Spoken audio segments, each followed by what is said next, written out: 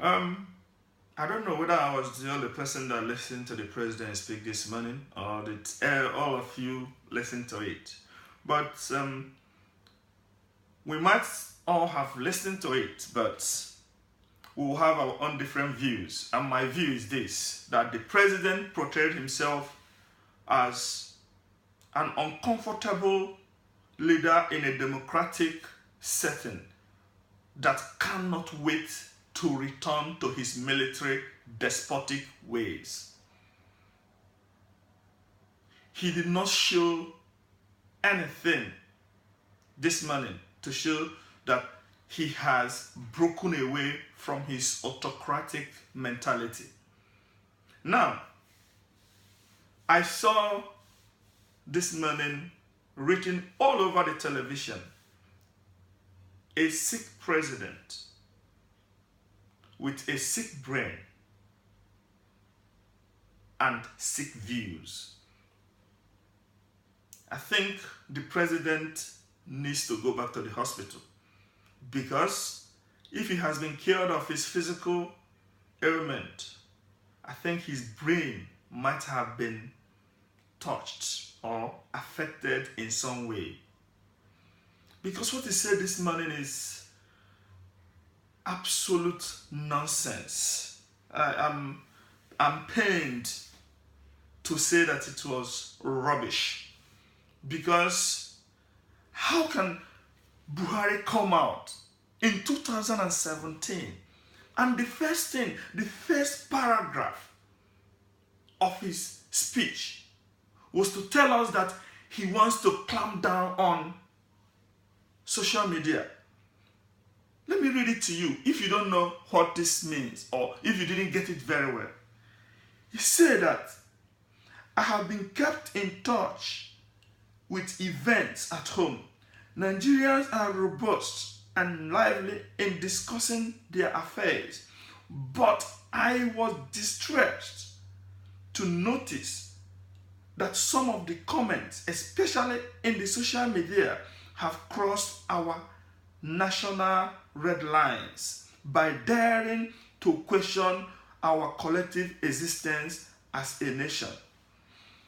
This is a step too far. Now, this is very, very, very disturbing.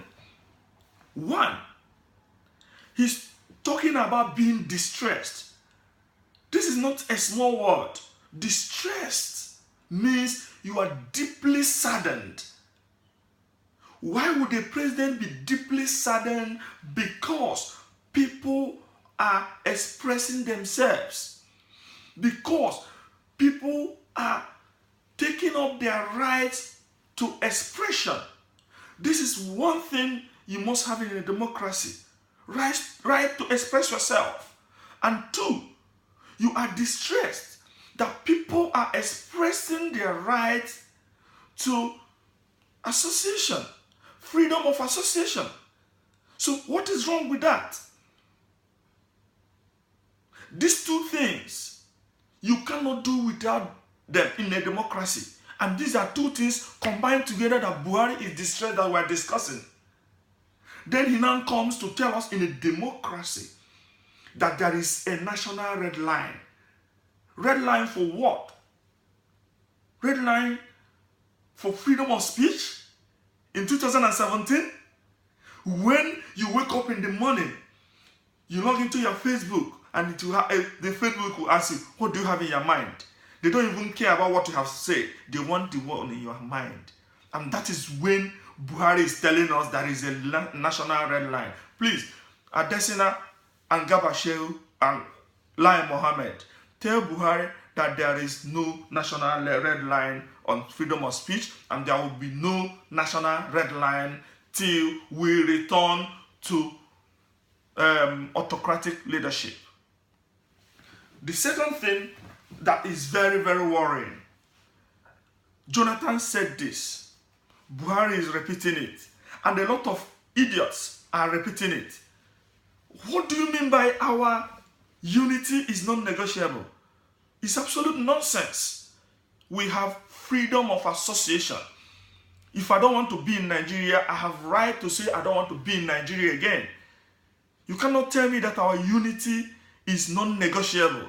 And still, for the past years, the only reason somebody has given for this sacredness of our unity, sacredness of this union called Nigeria, that I feel is not even a well thought out union, is an unfortunate contraption. The only reason someone gave was that Nigeria looks beautiful in the map, and if we remove some part, the map will not look beautiful again, and that our number, our population is our strength. Who told you that? Why not make the whole Africa one country so that we have a greater population? Or rather join the whole world and have one big population. We have right and freedom of expression. We have right and freedom of association, and that includes to question the unity of the country, if it comes to that. And that includes to allow people to say whatever they want on the social media. And if you are not happy with what they have said, we have courts. If somebody has stepped over the line in your own personal matters, maybe we'll talk about defamation of character and the rest of them, take the person to court. As far as someone is talking about his freedom, as far as somebody is saying something that he can say anywhere in this world, you have no right to tell us that we cannot say them. Let me tell you guys one thing. This speech today is a prognosis to the evil that is coming very soon. Buhari wants to ban social media. He wants to gag people. They have paid all the press men in Nigeria. You watch all these televisions, they talk rubbish. Some of them don't even cover a lot of... In fact, if you come to, for instance, terrorism, they will kill 100 people in Nigeria. No television will cover it. But they will kill one person in Sierra Leone or America, and all the media in Nigeria will cover them. So we know where he is going. He has got the group of pressmen. He has gagged those ones. But now he wants us not to use Twitter. He wants us not to use VTrade. He wants us not to use Facebook and other social media. But we are sorry to say that it cannot happen. Then, when it comes specifically to Biafra, Buhari went on a messy mental run, looking for what to use to back up what he said, reminding us that Ojukwu came to his house in 2003 and they discussed. For God's sake, what does that mean? Who were you in 2003? A private citizen. Who was Ojukwu in 2003? A private citizen. So 2 private citizens in Daura, maybe discussing over a bottle of tuwo, talking something that they want to talk about, and after like 14 years, you are coming to tell me that an Igbo man cannot talk about Biafra because one Igbo man came to your house and said that Biafra is no more realizable.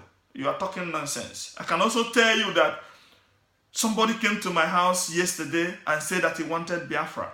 This is democracy. This is not a unitary military nonsense where 2 people can sit down and take decisions for the rest of the people. This is democracy, and we have right to say whatever we want. If people want Biafra, that is what they want. You may not want it, that is your business. But you cannot tell me because Ojukwu came to your house, there will be no Biafra again. Ojukwu did not create Biafra. He wanted us to get Biafra. There was Biafra before Ojukwu, and he has long gone, and there is still Biafra. So if you think you can sway people by telling lies about a dead man, you are making a very, very big mistake. We respect Ojukwu. We adore him. He came back, buruburu. But if he came to your house in 2003 to say something, that is his private opinion. He is not talking for everybody. At that point, he was a gentle, private man. He was not talking for the Igbos. We have our leaders and we follow what they say. So don't come here and tell us that our unity is non-negotiable. Our unity will continue to be negotiable until nobody, not even one person, wants to negotiate it again. We have that freedom and we must express it. If you don't like it, leave Nigeria and go to North Korea. If you don't like it, resign as a president, go back to your house, and nobody will worry you again. But if you come back, you come out here to be the president, you must open your ears and listen to us. And that includes those things you don't want to listen. And that is the beauty of democracy. Thank you.